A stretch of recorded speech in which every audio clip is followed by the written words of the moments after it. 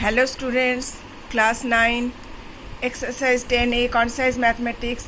देखो, इससे पहले मैं नंबर 3 तक बनाया था, अब नंबर 4 का बना रही हूँ। Concise mathematics exercise 10A class 9। Question है in the following figure AB equal to AC, BC equal to CD and DE parallel to BC, calculate angle CDE and number 2 में है angle DCE।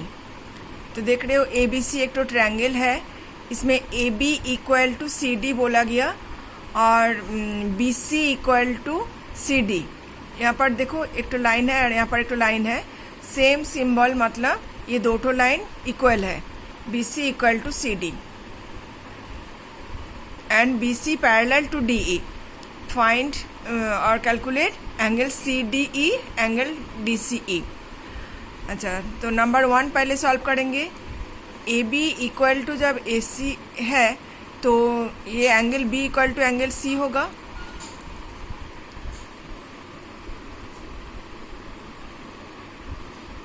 Solution as AB equal to AC, therefore angle B equal to angle C। Angle C means ये whole C, पूरा C, BCE बोल सकते, नहीं तो ACB बोल सकते, नहीं तो BCA बोल सकते। एंगल B को सिर्फ एंगल B बोल सकते हैं, लेकिन C को ACB बोल देने से क्लियर हो जाएगा। एंगल B को भी ABC बोल सकते हैं और सिर्फ एंगल B भी बोल सकते हैं, क्योंकि B एक तो एंगल समझा रहा, बट C यहाँ पर ये BCD भी हो सकता है, ECD भी हो सकता है और ACB भी हो सकता है। तो कौन सा C, इसलिए पूरा बोलना पड़ेगा ACB। अच्छा, और ट्रायंगल का प्रॉपर्टी से हम लोग जानते हैं कि external angle equal to sum of opposite to interior angles. तो एंगल A का जो एक्सटीरियर एंगल है, मतलब ये जो DAF है और BAF भी बोल सकते हैं, this equal to ABC plus ACD। यहाँ पर हम लोग लिख सकते हैं angle FAD equal to sum of ABC plus ACB। Triangle property, external angle equal to sum of opposite to interior angle। therefore AFD का वैल्यू दिया गया 128 equal to ABC plus ACB। As ABC equal to ACB, तो ACB के जगह हम लोग ABC भी लिख सकते हैं।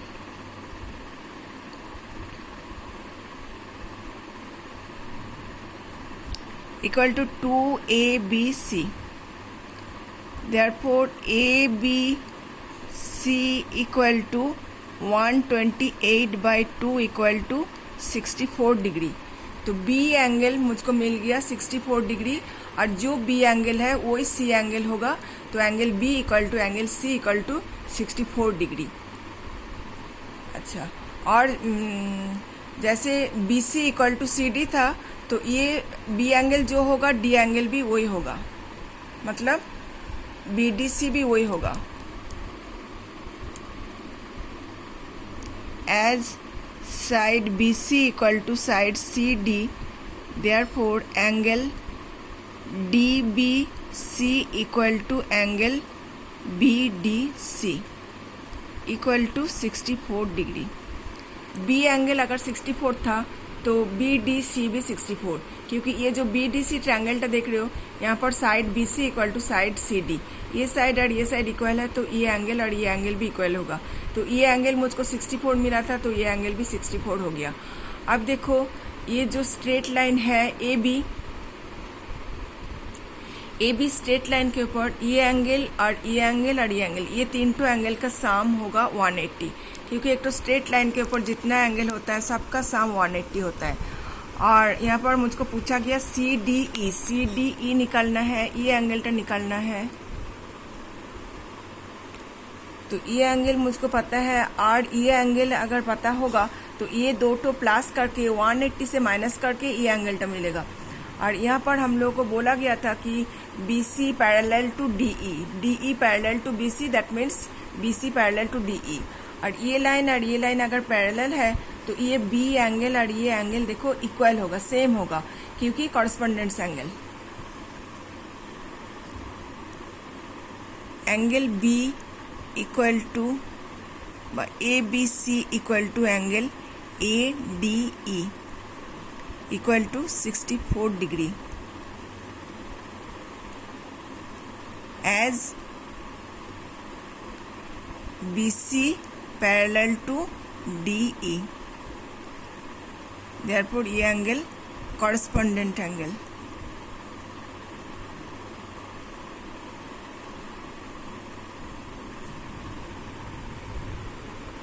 एंगल बी 64 मिला था तो एंगल ए डी ई भी 64 मिला। ओके,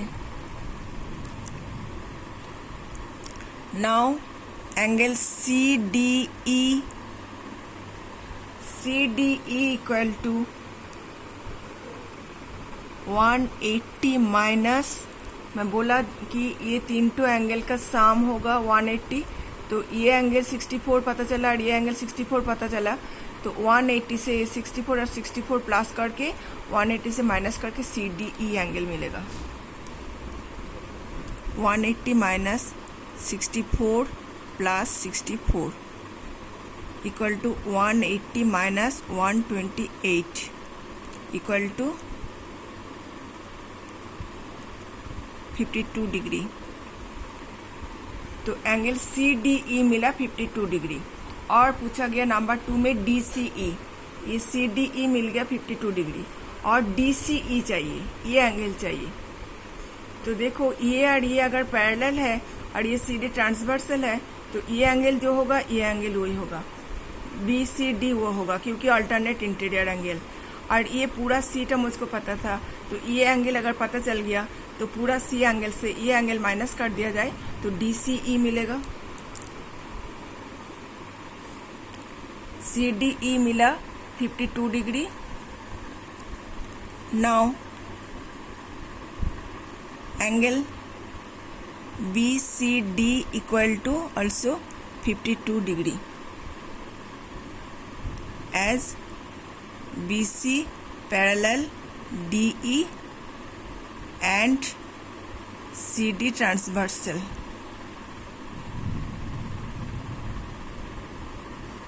तो वो हो गया alternate interior angle.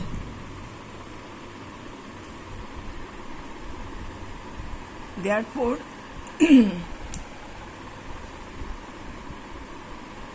B C D 52 मिला और ये पूरा बी सी ई था 64,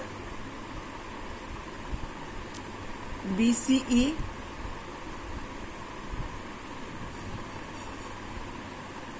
जो डी बी सी जो था वही बी सी ई होगा, क्योंकि ए बी और ए सी इक्वल था, तो जो बी एंगल है वही सी एंगल होगा। देखो यहाँ पर मैं दूसरा मैथ के लिए ड्राइंग बना के रखी थी, इसलिए यहाँ पर जगह नहीं है, तो ये मैथटा यहाँ पर सॉल्व कर रही हूँ।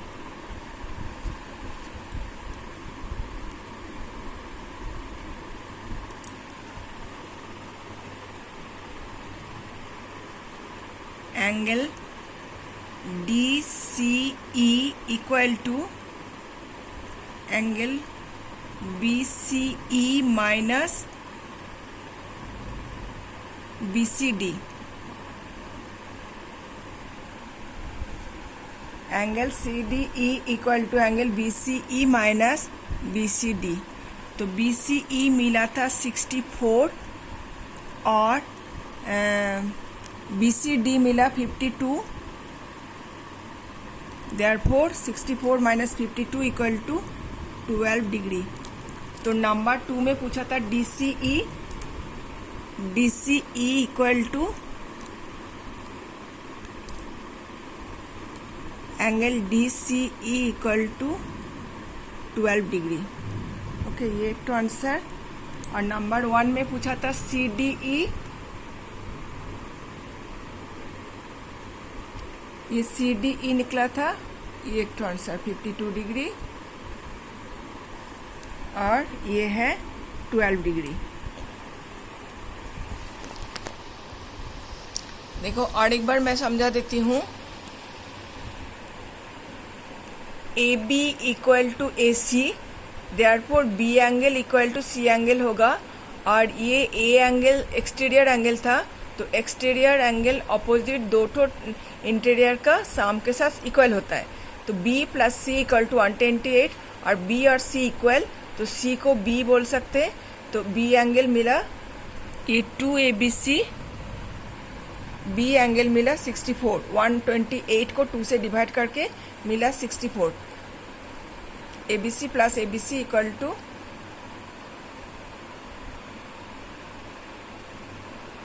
2ABC equal to 64। और BC parallel BC equal to CD, जो बी एंगल होगा वही डी एंगल होगा, क्योंकि ये साइड और ये साइड सेम था तो ये दो ठो एंगल भी सेम होगा।